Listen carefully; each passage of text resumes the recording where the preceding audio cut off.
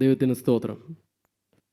ഭയമിനി വേണ്ട യാക്കോബേ എന്ന് യാഹവൻ അരുളിയതാൽ. അവനാണ് ജയം തരുന്നത്.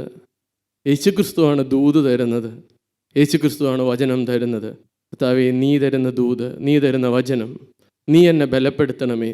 നമ്മൾ ഓരോരുത്തരും പ്രാർത്ഥിക്കണം. ഇവിടെ ഞാൻ എഴുന്നേറ്റ് നിൽക്കുന്നു, നിങ്ങൾ ഓരോരുത്തരും എനിക്ക് വേണ്ടി ഒന്ന് പ്രാർത്ഥിക്കണം. കർത്താവേ, ഈ നിസ്സാരനായ മനുഷ്യനോട് എഴുന്നേറ്റ് നിൽക്കുന്നു. അനേകം ബലഹീനതകളുള്ള കുറവുകളുള്ളൊരു മനുഷ്യൻ. കർത്താവേ, ആ മനുഷ്യനിലൂടെ, ആ വ്യക്തിയിലൂടെ എനിക്ക് വേണ്ട വചനം, എൻ്റെ ഹൃദയത്തിന് വേണ്ട വചനം കർത്താവേ, നീ ഇന്ന് എനിക്ക് തരണമേ എന്ന് നിങ്ങൾ ഓരോരുത്തരും ദയവായി എനിക്ക് വേണ്ടിയും പ്രാർത്ഥിച്ചുകൊണ്ടിരിക്കണം. യെശയ്യാ പ്രവാചകൻ്റെ പുസ്തകം 41 അധ്യായം 8 വാക്യം മുതൽ നാം വായിക്കുമ്പോൾ അവിടെ പറയുന്നത്, നീയോ എൻ്റെ ദാസനായ ഇസ്രായേലേ, ഞാൻ തിരഞ്ഞെടുത്ത യാക്കോബേ, എൻ്റെ സ്നേഹിതനായ അബ്രഹാമിൻ്റെ സന്തതിയെ, നീ എൻ്റെ ദാസൻ. കർത്താവിന് സ്തോത്രം. എൻ്റെ സ്നേഹിതനായ അബ്രഹാമിൻ്റെ സന്തതിയെ. കർത്താവ് എന്നോട് പറയുന്ന വാക്കാണത്, നിങ്ങളോട് ഓരോരുത്തരോടും പറയുന്ന വാക്കാണ്. എൻ്റെ സ്നേഹിതനായ മകനെ, എൻ്റെ സ്നേഹിതയായ മകളെ, നീ എൻ്റെ ദാസനാണ്, നീ എൻ്റെ മാത്രമാണ്. അതുകൊണ്ട് അവിടെ വീണ്ടും പറയുകയാണ്. 41 അധ്യായം 10 വാക്യം നമുക്കൊന്ന് വായിച്ച് കേൾക്കാം. യെശയ്യാ പ്രവാചകൻ്റെ പുസ്തകം 41 അധ്യായം 10 വാക്യം. നീ ഭയപ്പെടേണ്ട, ഞാൻ നിന്നോട് കൂടെയുണ്ട്. ഭ്രമിച്ചു നോക്കേണ്ട, ഞാൻ നിന്റെ ദൈവമാകുന്നു. ഞാൻ നിന്നെ ശക്തീകരിക്കും, ഞാൻ നിന്നെ സഹായിക്കും. എൻ്റെ നീതിയുള്ള വലം കൈ കൊണ്ട് ഞാൻ നിന്നെ താങ്ങും. ഞാൻ നിന്നെ സഹായിക്കും, ഞാൻ നിന്നെ ശക്തീകരിക്കും, എൻ്റെ നീതിയുള്ള വലം കൈ കൊണ്ട് ഞാൻ നിന്നെ താങ്ങും. ശക്തീകരിക്കുന്നവനായ ദൈവം.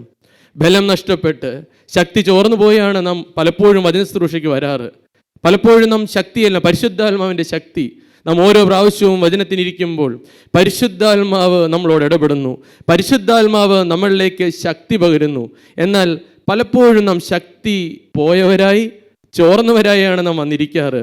എന്നാൽ ദൈവത്തിൻ്റെ പരിശുദ്ധാത്മാവ് നമ്മോട് പറയുകയാണ്, എൻ്റെ പ്രിയ മകനെ, എൻ്റെ പ്രിയ മകളെ, ഞാൻ നിന്നെ ഇന്നും ശക്തീകരിക്കും, ഞാൻ നിന്നെ ഇന്നും സഹായിക്കും, ഞാൻ നിന്നെ എൻ്റെ വലം കൈ കൊണ്ട് ഞാൻ നിന്നെ താങ്ങുമെന്ന് നമുക്കുള്ള ദൈവത്തിൻ്റെ വചനമാണ്.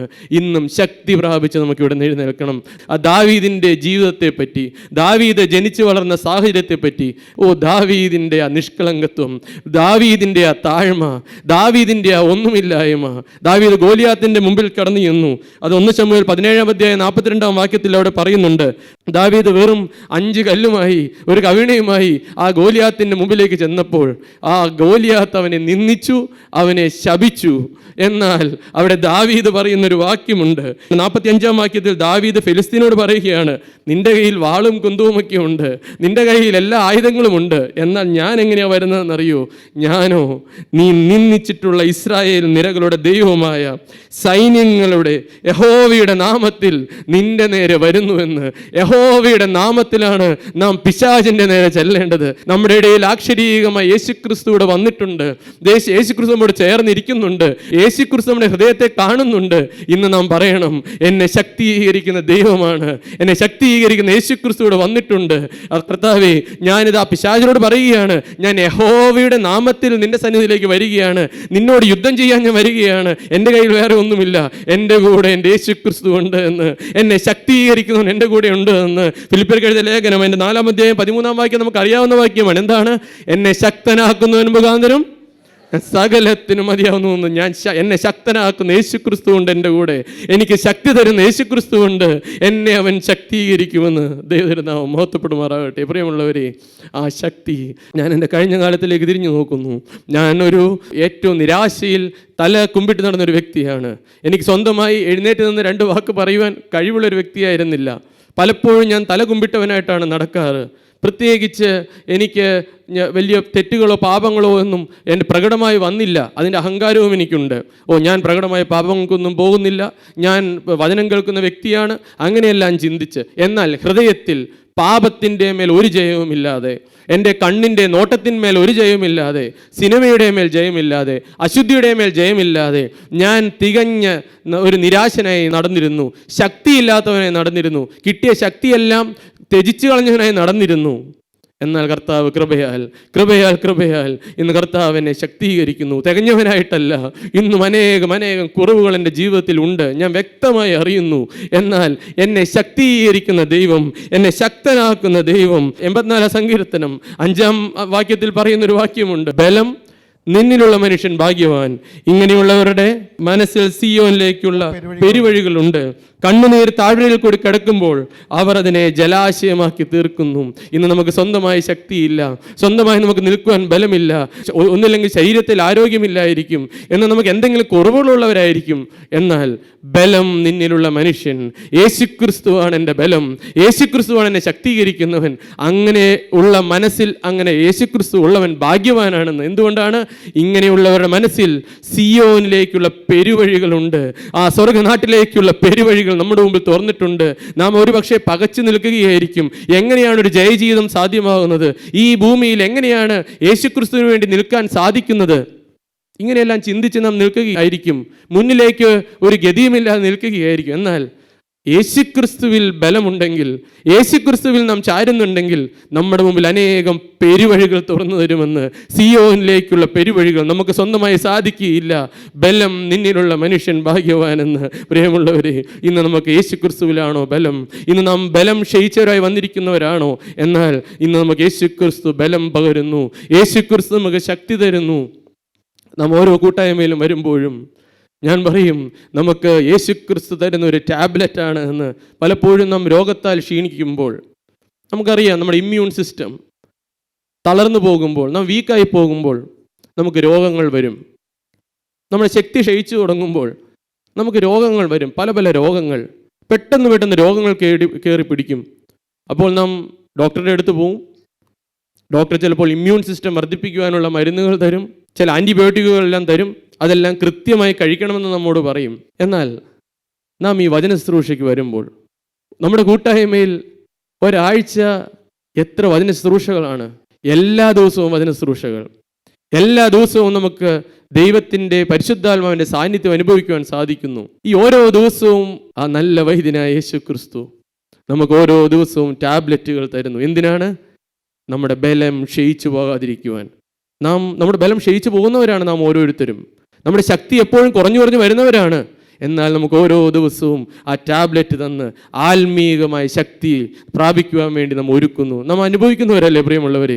യേശുക്രിസ്തു തന്ന ശക്തിയോടെയല്ലേ നാം എഴുന്നേറ്റ് പോകാറ്? നമുക്ക് ദൈവം ദാനമായി തരുന്നു. ഇതെല്ലാ ദിവസവും നമുക്ക് അനുഭവിക്കാൻ ഭാഗ്യം തരുന്നു. എന്തുകൊണ്ടാണ്? നമുക്ക് ചുറ്റും പൈശാചിക ശക്തികളുണ്ട്, പിശാചിൻ്റെ ശക്തികളുണ്ട്. നമുക്ക് സ്വന്തമായി പോരാടുവാൻ സാധിക്കുകയില്ല. എന്നാൽ കർത്താവ് നമ്മെ ശക്തീകരിക്കുന്നു. ഓരോ ദിവസവും ശക്തി തന്ന് അന്നേക്ക് വേണ്ടത് തന്ന് കർത്താവ് നമ്മെ നടത്തുന്നു. നഹൂം പ്രവാചകന്റെ പുസ്തകം 2-ാം അധ്യായം 1-ാം വാക്യത്തിൽ പറയുന്നുണ്ട്. നഹൂം പ്രവാചകന്റെ പുസ്തകം 2-ാം അധ്യായം 1-ാം വാക്യത്തിൽ എങ്ങനെയാണ് നമ്മെ ശക്തീകരിക്കുന്നതെന്ന്, എന്തുകൊണ്ടാണ് നാം ശക്തീകരിക്കേണ്ട ആവശ്യം എന്താണെന്ന് അവിടെ നഹൂം പ്രവാചകൻ പറയുന്നുണ്ട്. നാം ശക്തീകരിക്കേണ്ടതിൻ്റെ ആവശ്യം, നാം ഈ ഭൂമിയിൽ ഇന്ന് ഈ ആയുസ്സിൽ നാം എന്തുകൊണ്ടാണ് ശക്തിയെ പുതുക്കി ജീവിക്കേണ്ടത്, എന്തുകൊണ്ടാണ് നാം ഒരു വചന ശുശ്രൂഷ പോലും മുടക്കാതെ നിൽക്കണമെന്ന് പറയുന്നത്. അവിടെ നഹൂം പ്രവാചകൻ പറയുകയാണ്. എന്താണ് പറയുന്നത്? 2-ാം അധ്യായം 1-ാം വാക്യം നമുക്കൊന്ന് വായിച്ചു കേൾക്കാം. സംഹാരകൻ നിനക്കെതിരെ കയറി വരുന്നു, കോട്ട കാത്തുകൊള്ളുക, വഴി സൂക്ഷിച്ചു നോക്കുക, അരമുറുക്കുക, നിന്നെ തന്നെ ശക്തീകരിക്കുക. സംഹാരകൻ നിനക്കെതിരെ കയറി വന്നുകൊണ്ടിരിക്കുകയാണ്. പിശാചിന്റെ ശക്തികൾ, സാത്താന്യ ശക്തികൾ നാം ഇന്ന് കാണുന്നുണ്ടാവുകയില്ല, നമ്മുടെ ജഡനേത്രങ്ങൾ കൊണ്ട് നാം കാണുന്നില്ല. എന്നാൽ ആത്മീയമായി നാം നോക്കൂ. നാം ഒരു സമർപ്പണമെടുത്ത്, നാം ഇവിടെ നിന്ന് ഒരു തീരുമാനമെടുത്ത്, നാം ഇന്ന് വചനം കേട്ട് ഇവിടെ നിന്ന് ഇറങ്ങി പുറത്ത് ഇറങ്ങുമ്പോൾ തന്നെ സംഹാരകൻ നമുക്കെതിരെ വരികയാണ്. പൈശാചിക ശക്തികൾ എങ്ങനെ നമ്മെ വീഴിക്കണമെന്ന് ചിന്തിച്ച് നമുക്കെതിരെ കയറി വരികയാണ്. ഇന്ന് എങ്ങനെ നമ്മെ തകർക്കണമെന്ന്, എങ്ങനെ നമ്മെ മുടിച്ചു കളയണമെന്ന്, എങ്ങനെ നമ്മുടെ ജീവിതത്തിൽ പാപത്തിന്റെ വിഷമുള്ള എങ്ങനെ ആക്കി തീർക്കണമെന്ന് ചിന്തിച്ചുകൊണ്ട് സംഹാരകൻ നമുക്കെതിരെ കയറി വരികയാണ്. എന്നാൽ ദൈവത്തിന്റെ പരിശുദ്ധാത്മാവ് നമ്മോട് പറയുകയാണ്, ദാ നീ കോട്ട കാത്തുകൊള്ളുക. വീണ്ടും എന്താണ്? ആ വഴി സൂക്ഷിച്ചു നോക്കിക്കൊള്ളുക. നീ നടക്കുന്ന വഴികളുണ്ടല്ലോ, അത് നീ സൂക്ഷിച്ചു കൊള്ളുക. നിനക്കെതിരെ അനേകം സംഹാരകർ കയറി വരുന്നുണ്ട്, നിന്റെ ചുറ്റും അനേകർ പതിയിരിക്കുന്നുണ്ട്. നീ ഓരോ സ്റ്റെപ്പ് വയ്ക്കുമ്പോഴും നീ സൂക്ഷിച്ചു കൊള്ളുക. എന്താണ് സൂക്ഷിക്കേണ്ടത്? എൻ്റെ കൂടെ യേശുക്രിസ്തു ഉണ്ടോ? ഞാൻ യേശുക്രിസ്തു പറഞ്ഞ വഴിയാണോ പോകുന്നത്? എൻ്റെ കൂടെ യേശുവിൻ്റെ സാന്നിധ്യം ഉണ്ടോ? അത് മാറിപ്പോകുന്നുണ്ടോ? എൻ്റെ കണ്ണിൽ കൂടെ, എൻ്റെ ചെവിയിൽ കൂടെ അല്ല, ഞാൻ സംസാരിക്കുന്നതിലൂടെ യേശുക്രിസ്തുവിൻ്റെ സാന്നിധ്യം മാറിപ്പോകുന്നുണ്ടോ? വഴി സൂക്ഷിച്ചു കൊള്ളുക. വീണ്ടും പറയുകയാണ്, അര മുറുക്കിക്കൊള്ളുക, വചനത്തിൽ മുറുകെ പിടിച്ചുകൊള്ളുക. നീ വചനത്തിൽ നിന്ന് അങ്ങോട്ടോ ഇങ്ങോട്ടോ മാറരുത്. നിന്നെ തന്നെ ശക്തീകരിച്ചു കൊള്ളുക, വചനത്താൽ ശക്തീകരിച്ചു കൊള്ളുക, വചനം ഉരുവിട്ടുകൊള്ളുക, വചനം ഹൃദയത്തിൽ സൂക്ഷിച്ചു കൊള്ളുക. നീ തെറ്റിപ്പോകാൻ സാധ്യതയുള്ളവനാണ് എന്ന്. പ്രിയമുള്ളവരെ, നമ്മെ തന്നെ ശക്തീകരിക്കുക. അത് ശക്തീകരിക്കുന്നത് ആരാണ്? ദൈവത്തിൻ്റെ പരിശുദ്ധാത്മാവാണ്. ദൈവത്തിൻ്റെ പരിശുദ്ധാത്മാവ് നമ്മെ ശക്തീകരിക്കുന്നു. എന്നെ ശക്തനാക്കുന്നവൻ യേശുക്രിസ്തുവാണ്. പ്രിയമുള്ളവരെ, ഇന്ന് നാം വീണ്ടും വചനം കേൾക്കുന്നു. നാം എത്ര പേർ പ്രാർത്ഥനയോടെ ഇരിക്കുന്നുണ്ട്? എത്ര പേർക്ക് ബോധമുണ്ട്? എത്ര പേർക്ക് തിരിച്ചറിവുണ്ട്? ശിംശോൻ അറിഞ്ഞില്ല അവൻ്റെ ശക്തി ചോർന്നു പോയത് എന്ന്. ശിംശോൻ അറിവുണ്ടായിരുന്നില്ല, അവൻ്റെ ശക്തി ചോർന്നു പോയി എന്ന്. ഇന്ന് അങ്ങനെ ആരെങ്കിലും അറിയാത്തവരായിട്ട് ഇരിക്കുന്നുണ്ടോ? ഇന്നും പരിശുദ്ധാത്മാവിൻ്റെ ശക്തിയിലാണ് ഇരിക്കുന്നതെന്ന് ചിന്തിച്ചാണോ നാം ഇരിക്കുന്നത്? ഇന്ന് എൻ്റെ മേൽ വലിയ പാപങ്ങളൊന്നുമില്ല, ഞാൻ വചനം കേൾക്കുന്നവരാണ്, ഞാൻ വചനം കേട്ട് വളർന്ന വ്യക്തിയാണ്. ഇന്ന് അനേകർ മദ്യപാനത്തിലും വ്യഭിചാരത്തിലും സിനിമയിലും അങ്ങനെ പുറമേയുള്ള പല പല പാപങ്ങളിൽ അലഞ്ഞു നടക്കുമ്പോൾ, ഞാനൊരു തികഞ്ഞ വ്യക്തിയാണ്. എന്നാൽ ദൈവത്തിന്റെ പരിശുദ്ധാത്മാവ് ഇന്ന് എന്നോടും നമ്മോട് ഓരോരുത്തരോടും പറയുകയാണ്, ശക്തീകരിച്ചു കൊള്ളുക എന്ന്. തന്നെ ശക്തീകരിച്ചു കൊള്ളുക, ദൈവത്തിന്റെ വചനത്താൽ ശക്തീകരിച്ചു കൊള്ളുക. നിന്റെ വഴിയെ നീ സൂക്ഷിച്ചു കൊള്ളുക, നിന്റെ കോട്ട നീ കാത്തുകൊള്ളുക. പിശാച് നിന്റെ കോട്ട ഇടിച്ചു കളയുവാനായി പല പല തന്ത്രങ്ങളാൽ വരുന്നുണ്ട്. കോട്ട സൂക്ഷിച്ചു കൊള്ളുക എന്ന്. പ്രിയമുള്ളവരെ, ഇന്ന് നാം നമ്മുടെ ഹൃദയത്തിലേക്ക് നോക്കുക. ഇന്ന് നമ്മോട് ചേർന്നിരിക്കുന്ന യേശുക്രിസ്തുവിനെ നോക്കുക. കർത്താവേ, ഇന്ന് എന്നെ ശക്തീകരിക്കണമേ. കർത്താവേ, നിന്റെ വചനത്താൽ എന്നെ ശക്തീകരിക്കണമേ. ആ ജീവനും ചൈതന്യവും ഉള്ളതായി ഇരുവായത്തിലുള്ള വാളിനേക്കാൾ മൂർച്ചയേറിയതായ ആ വചനം കർത്താവേ, ഇന്ന് എൻ്റെ ഹൃദയത്തോട് സംസാരിക്കണമേ. ആ വചനത്താൽ എന്നെ ഒന്ന് വെട്ടണമേ. ആ വചനത്താൽ എന്നെ ഇനിയും മറഞ്ഞു കിടക്കുന്ന പാപങ്ങളൊന്ന് വെട്ടി പുറത്തിടണമേ. ഇന്ന് നാം പ്രാർത്ഥനയോടെ ഇരിക്കുക. ദാനിയേൽ പ്രവാചകന്റെ പുസ്തകം 10-ാം അധ്യായം 17-ാം വാക്യത്തിൽ അവിടെ ഒരു സംഭവം നാം കാണുന്നുണ്ട്. പെട്ടെന്ന് ശക്തിയില്ലാതായി പോയൊരവസ്ഥ നാം കാണുന്നുണ്ട്. ദാനിയേൽ പ്രവാചകന്റെ പുസ്തകം 10-ാം അധ്യായം അതിന്റെ 17-ാം വാക്യം നമുക്കൊന്ന് വായിച്ചു കേൾക്കാം. അടിയന് യജമാനോട് സംസാരിപ്പാൻ എങ്ങനെ കഴിയും? എനിക്ക് പെട്ടെന്ന് ശക്തി ഇല്ലാതെയായി, ശ്വാസം ശേഷിച്ചിരിപ്പില്ല എന്ന് പറഞ്ഞു.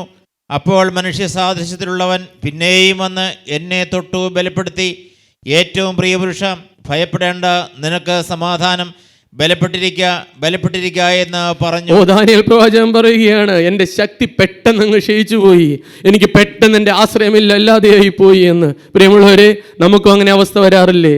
നമുക്കും അങ്ങനെ സാഹചര്യങ്ങൾ ഉണ്ടാകാറില്ലേ? നമ്മൾ ചിന്തിച്ചു നോക്കിക്കേ.